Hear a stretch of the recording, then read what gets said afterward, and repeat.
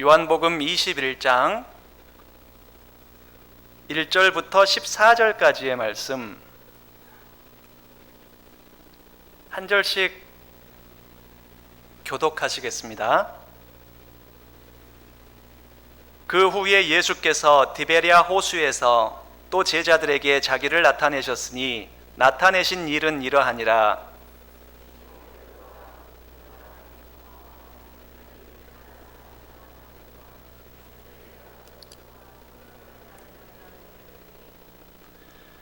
시몬 베드로가 나는 물고기 잡으러 가노라 하니 그들이 우리도 함께 가겠다 하고 나가서 배에 올랐으나 그날 밤에 아무것도 잡지 못하였더니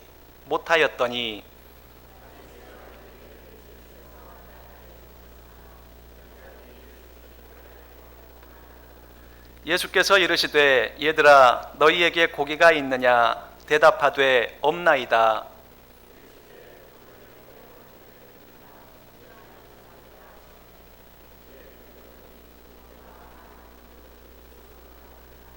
예수께서 사랑하시는 그 제자가 베드로에게 이르되 주님이시라 하니 시몬 베드로가 벗고 있다가 주님이라 하는 말을 듣고 겉옷을 두른 후에 바다로 뛰어내리더라.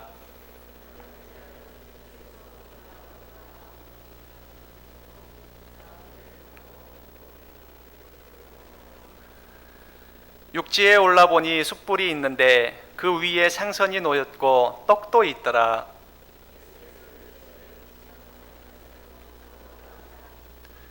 시몬 베드로가 올라가서 그물을 육지에 끌어올리니 가득히 찬 큰 물고기가 153마리라. 이같이 많으나 그물이 찢어지지 아니하였더라.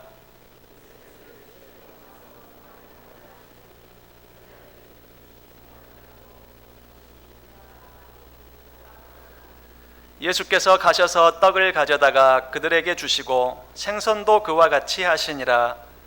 이것은 예수께서 죽은 자 가운데서 살아나신 후에 세 번째로 제자들에게 나타나신 것이라. 아멘. 오늘 말씀에서 예수님은 다시 한번 제자들에게 자신을 나타내셨습니다. 갈릴리 바다의 다른 이름인 디베랴 호수, 그곳에서 예수님은 부활하신 이후에 제자들에게 세 번째로 자신을 나타내셨습니다. 제자들은 원래 불신과 두려움에 빠진 채로 예루살렘에 머물러 있었지만 부활하신 예수님을 만나고 난 후 그분의 말씀을 기억하면서 갈릴리로 돌아왔던 것입니다. 과거 부활하시기 전에 예수님은 다시 살아난 후에 갈릴리에서 이 제자들과 다시 만날 것이라고 말씀을 하셨기 때문입니다. 제자들은 그렇게 갈릴리로 돌아왔지만 예수님을 기다리는 일 외에 딱히 할 일이 없었습니다. 그들의 몸과 마음은 너무나 급박한 상황들의 변화를 경험하였기에 참 많이 지쳐 있었고 너무나 많이 가라앉아 있었습니다. 최근에 이 제자들이 겪은 일들을 한번 생각을 해보세요. 예수님께서 왕처럼 예루살렘에 입성하셨었습니다. 그런 예수님을 바라보면서 이 제자들은 그분의 나라에서 높은 지위를 바라는 마음, 그 욕심을 가졌더랬습니다. 그리고 마지막 만찬이라 불리는 예수님과의 저녁 식사 자리에서 예수님은 제자들의 발을 씻기는 이해할 수 없는 행동을 하셨고 또 이해할 수 없는 말들도 하셨었습니다. 그리고 신뢰받았던 친구 가룟 유다가 갑자기 이 제자들을 떠났습니다. 얼마 지나지 않아 겟세마네 동산에서 예수님과 자기들을 잡으러 무기를 들고 온 수백 명의 사람들 때문에 깜짝 놀랐습니다. 그리고는 겁이 나서 달아나고 말았죠.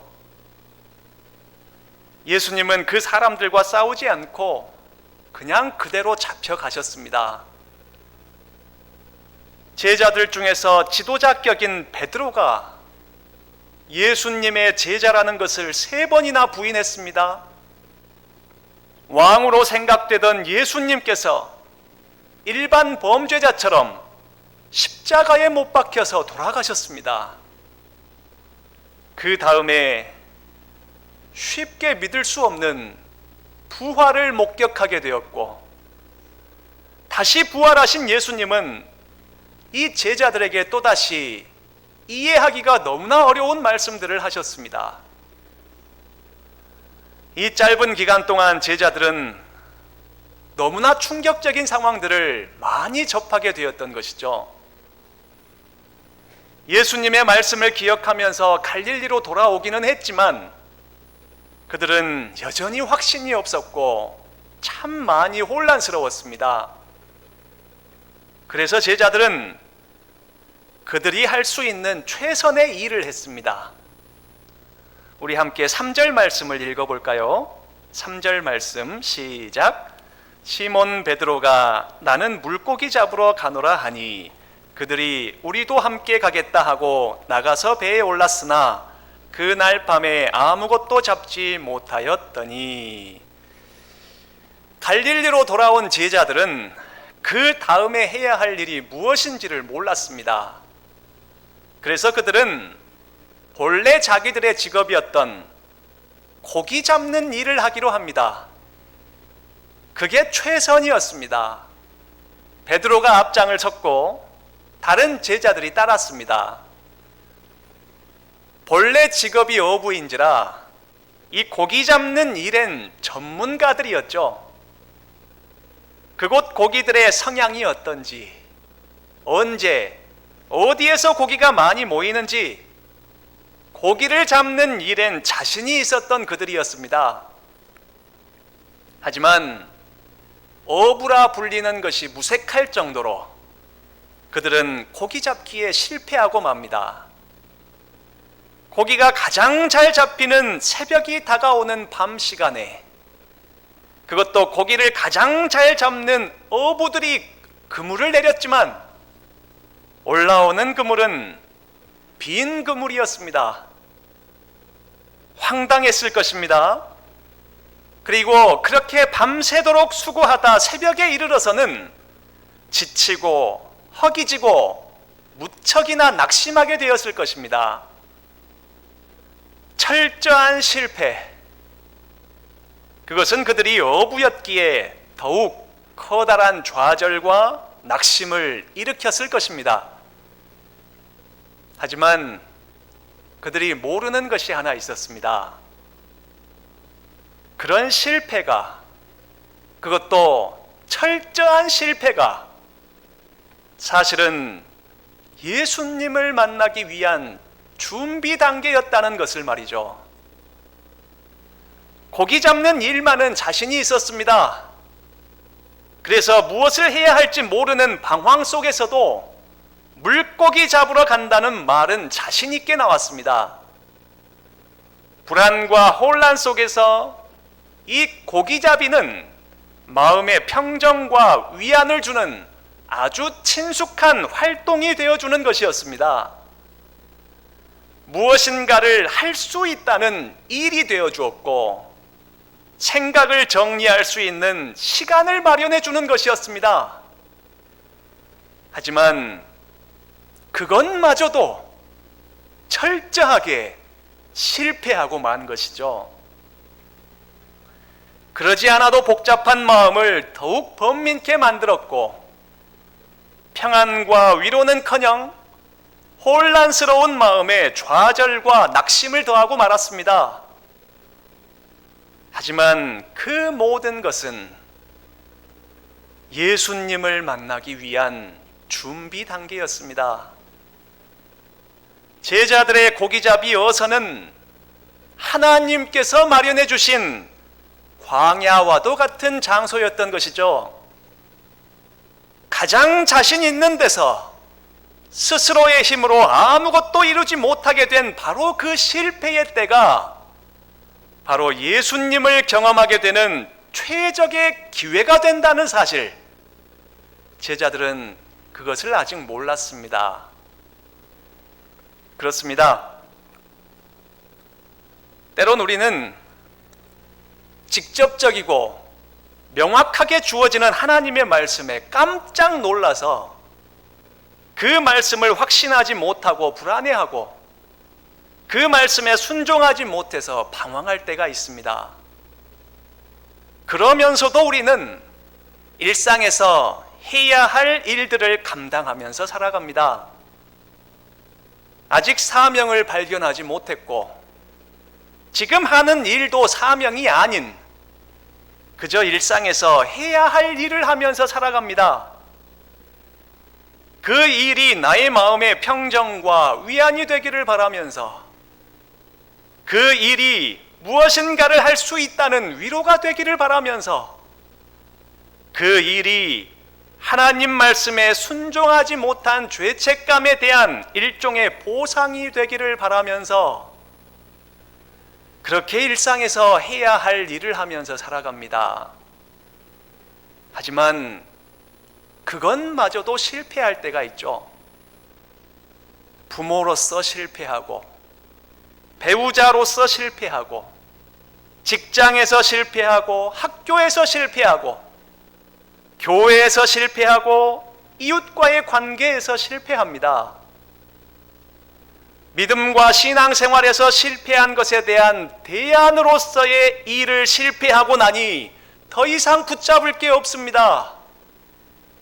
그래서 좌절하고 낙심하게 됩니다. 회의감을 가지고 원망하기 시작합니다. 그렇게 바싹 마른 광야 한가운데 서 있는 것처럼 되어버린 내 인생 한가운데서 도대체 무엇을 어떻게 해야 할 것인지를 도무지 알지 못한 채로 우두커니 서 있을 때가 있습니다. 하지만 우리가 모르는 것이 있습니다. 그 광야는 바로 하나님께서 마련해 주신 광야라는 사실을 말입니다. 왜 그런 모진 광야로 나를 인도하셨을까요? 예수님을 만나게 해주시려고 그러셨습니다. 예수님을 만나기 위한 준비 단계로서 광야와 같은 상황을 나에게 하나님이 허락하신 것입니다. 혹시 여러분 중에 그런 광야와 같은 상황을 만나신 분이 계십니까? 광야와 같은 상황에서도 참 소망이 되시고 무너진 인생의 답이 되시는 예수님께 집중하시기를 바랍니다. 그러지 않고 그저 해야 할 일에만 더 집중해 버린다면 우리는 더 지독한 광야로 내몰리게 될 것입니다. 직장이나 자녀 양육, 심지어 교회의 사역마저도 예수님께 집중되지 않는 일이라면 그 모든 수고에 대한 결과는 빈 그물일 뿐입니다. 우리가 광야로 내몰리게 되는 것은 나의 힘으로는 아무것도 할 수 없는 바로 그때에 참된 소망이요 힘이 되시는 예수님을 만나도록 해주시려는 하나님의 인도입니다. 아무리 수고하고 노력해도 빈 그물만 올라와 텅 비어있는 내 인생 어선에 예수님으로 가득 채워주시려는 하나님의 인도입니다. 낙심하고 좌절하게 만드는 빈 그물에 집착하지 않고 광야가 되어버린 내 인생을 하나님께서 과연 어떻게 인도하실지 기대하는 믿음으로 예수님만을 잠잠히 바라보면서 의지하여 살아가는 그런 우리 모두가 될 수 있기를 진심으로 바랍니다. 이제 날이 밝아오고 그물을 정리할 때가 되었습니다. 그때 한 사람이 바닷가에 서 있었습니다. 우리 4절과 5절 말씀을 함께 읽어볼까요? 4절과 5절 시작. 날이 새어갈 때에 예수께서 바닷가에 서셨으나 제자들이 예수이신 못하는지라 예수께서 이르시되 얘들아 너희에게 고기가 있느냐 대답하되 없나이다. 바닷가에 서 있던 사람은 다름 아닌 예수님이셨습니다. 하지만 제자들은 그 예수님을 알아보질 못했습니다. 제자들이 타고 있는 이 배에서 예수님께서 서 계시는 바닷가까지의 거리는 대략 100m가 되지 않는 90m 정도였습니다. 아직 어둑어둑해서일 수도 있고 거리가 멀어서일 수도 있습니다. 제자들은 바닷가에 서 계시는 예수님을 알아보질 못했습니다. 그때 제자들이 알아보지 못한 예수님이 말씀하십니다. 얘들아, 너희에게 고기가 있느냐? 이 말씀을 원문 그대로 직역하면 얘들아, 고기를 하나도 못 잡았구나. 그렇지? 이런 의미입니다. 그러자 제자들은 못 잡았다고 대답합니다. 그런데 그렇게 대답하면서도 제자들은 이상했을 것입니다. 아니, 저 사람이 그걸 어떻게 알았지? 이렇게 거리가 먼데 우리 배에 고기가 없다는 것을 어떻게 알았을까? 아직 제자들은 예수님의 목소리만 듣고 그분을 알아볼 만한 그런 믿음이 없었습니다. 그저 이상할 따름이었죠. 그때 그 이상한 사람이 다시 한번 외칩니다. 그물을 배 오른편에 던지라. 그리하면 잡으리라. 제자들은 그 소리에 그대로 순응합니다. 왜냐하면 멀리서도 자기들의 형편을 다 알고 있으니 무엇인가 신빙성이 있었고, 혹시 거기 바닷가에서 물고기 떼를 보았을지도 모른다는 생각 때문이었습니다. 그래서 그물을 배 오른편에 내렸는데 세상에나 기적 같은 일이 발생합니다. 그물을 다시 올리지도 못할 만큼 많은 고기가 잡혔습니다. 그때 불현듯 요한의 머리에서 스쳐 지나가는 기억이 있었습니다. 과거에도 비슷한 상황을 경험했던 것이죠. 다름 아닌 예수님께서 자기들을 부르실 때 예수님의 말씀대로 깊은 데로가 그물을 내렸더니 그물이 찢어질 정도로 많은 고기가 잡혔었습니다. 그래서 요한은 직감했습니다. 아, 저분은 예수님이시다. 그래서 베드로에게 그 생각을 전합니다. 함께 7절 말씀을 읽어보겠습니다. 7절 시작. 예수께서 사랑하시는 그 제자가 베드로에게 이르되 주님이시라 하니 시몬 베드로가 벗고 있다가 주님이라 하는 말을 듣고 겉옷을 두른 후에 바다로 뛰어내리더라. 성질이 무지하게 급한 베드로, 요한으로부터 주님이시라는 말을 듣자마자 최소한의 예의를 갖추기 위해서 겉옷을 두르고 곧바로 바다에 뛰어들었습니다. 그렇습니다. 예수님은 제자들에게 기적을 베푸신 것입니다. 잡히지 않던 고기가 153마리나 잡히도록 하신 것도 기적이었고, 고기가 잘 잡히는 시간을 훌쩍 넘긴 시간에 많은 고기들이 잡히게 하신 것도 기적이었습니다. 그런데 중요한 것은 그렇게 고기를 많이 잡히도록 하신 이유는 그 상황을 통해서 예수님을 기억할 수 있도록 하기 위해서였다는 것입니다. 예수님이 어떤 분이신지를 알게 해주시려고 그런 기적을 베푸신 것이었죠. 제자들이 아무리 고기잡이의 전문가라 할지라도 예수님을 의지하지 않으면 안 된다는 것을 알게 해주시는 기적이었습니다. 그저 제자들에게 고기를 많이 주시기 위해서가 아니라 그 상황을 통해서 예수님이 과연 누구이신지, 가르쳐 주려고 일으키신 예수님의 기적이었던 것입니다. 우리의 인생도 마찬가지입니다. 내 인생이 내가 얼마나 전문적인 기술을 갖고 있고 또 얼마나 유능한지에 달린 것이 아니라는 것을 우리는 꼭 기억해야 합니다. 제자들이 자신들의 최상의 것을 총동원해도 소용이 없었던 것처럼 나의 능력과 소유로 내 인생을 살릴 수 있는 것이 아닙니다. 예수님이 함께 하시고 예수님이 도와주시고 예수님이 지켜주셔야만 내 인생이 살아나는 것입니다. 그러니 예수님은 내 인생 전체에 영향을 끼치시는 분이시죠. 그저 교회당 안에서만, 그저 종교적인 일에서만, 그저 주일에만 영향을 끼치는 분으로 여기면서 살아서는 안 됩니다. 자녀들의 학업에도, 여러분의 사업도, 이 세상의 정치도, 모든 국제사회의 관계도 우리 주님께서 주관하고 계신다는 것을 우리는 꼭 믿어야 합니다. 그리고 그런 상황들 속에서 일으켜 주시는 표적들은 그저 우리에게 고기를 많이 주시려고 일으키신 것이 아니라 예수님이 과연 어떤 분이신지, 예수님이 누구이신지를 가르쳐 주시려고 일으키신 표적이란 사실도 꼭 기억해야 합니다.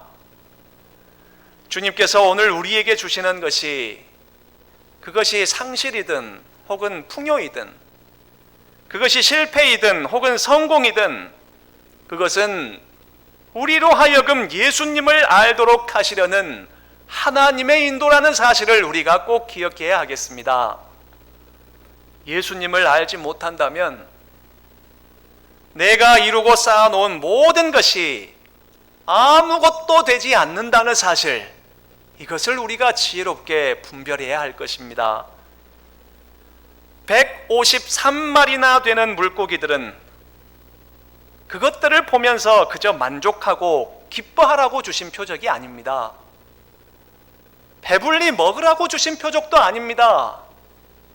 그것으로 재산을 늘리라고 주신 표적도 아니었죠. 그 표적을 주신 이유는 예수님을 알아보라고 주신 표적입니다. 깊이 생각해 보면 우리의 일상이 모두 다 기적 같은 것인데 우리가 만나게 되는 상황들 속에서 예수님을 생각하게 되고 또 예수님이 어떤 분이신지를 깨닫게 되며 그 예수님을 인격적으로 만나게 된다면 그것이야말로 우리가 받을 수 있는 최고의 축복이 될 것입니다. 그러니 성도 여러분,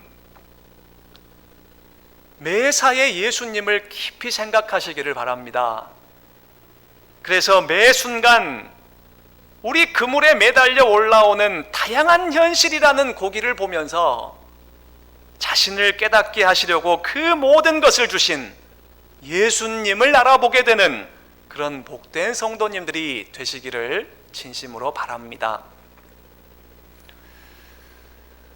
베드로는 주님이시라는 요한의 말을 듣고 바다로 뛰어내려서 예수님께 갔습니다. 바닷가에 이르러 육지에 올라보니 예수님과 함께 보이는 것 하나가 있었습니다. 숯불이었습니다. 예수님께서 생선을 굽기 위해 마련하신 숯불이었죠.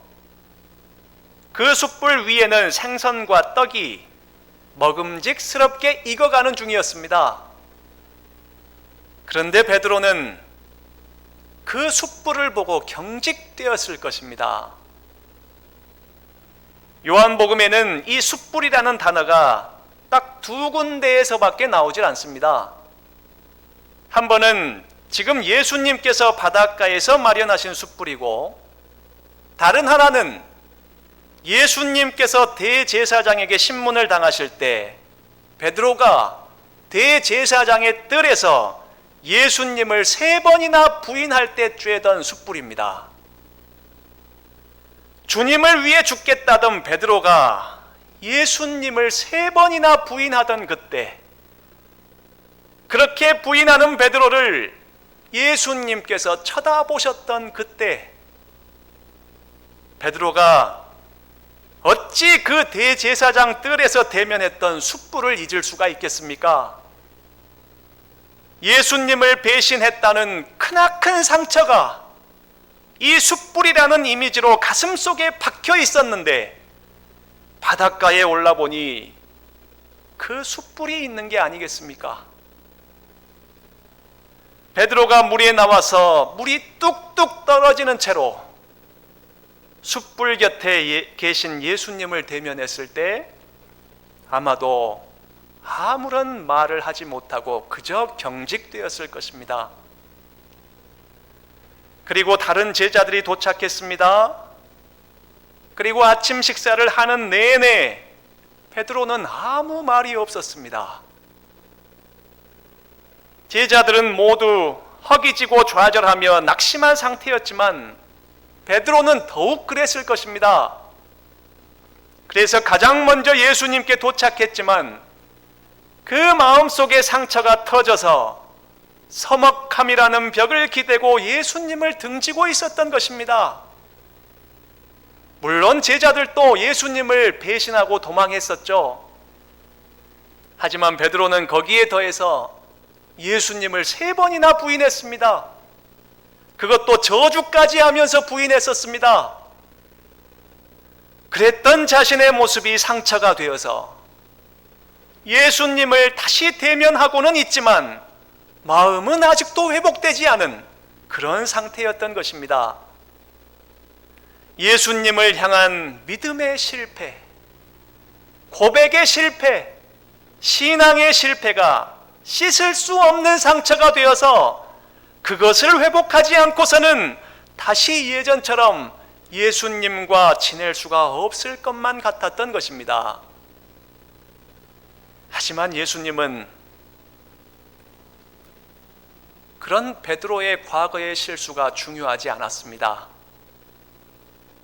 이제 앞으로 베드로가 어떤 믿음의 사람이 되는지가 더 중요했습니다. 그래서 그 모든 허물을 단 한 가지도 책망하지 않으시고 그 대신 바닷물에 젖은 몸을 말려주시고 허기진 배를 채워주심으로 베드로의 상처를 회복시켜 주셨습니다. 그렇습니다.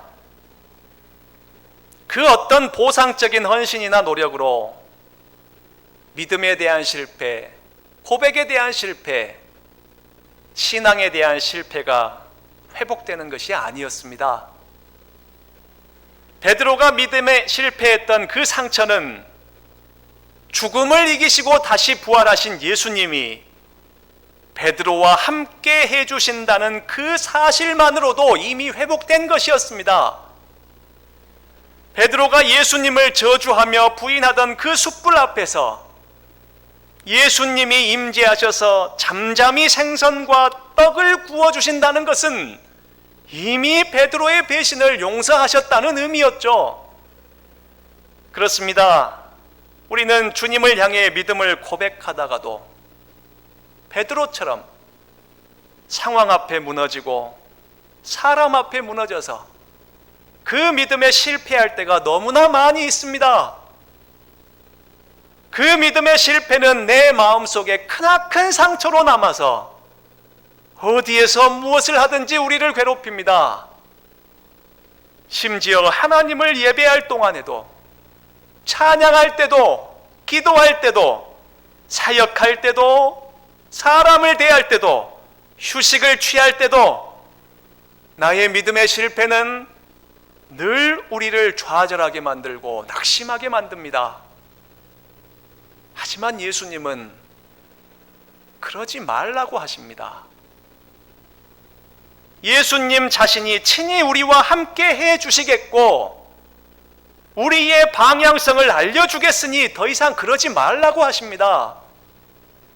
예수님께서는 우리의 믿음의 실패가 중요한 것이 아니라 앞으로 우리가 얼마나 좋은 믿음의 사람이 되는지가 더 중요하기 때문입니다. 그래서 우리를 준비시키십니다.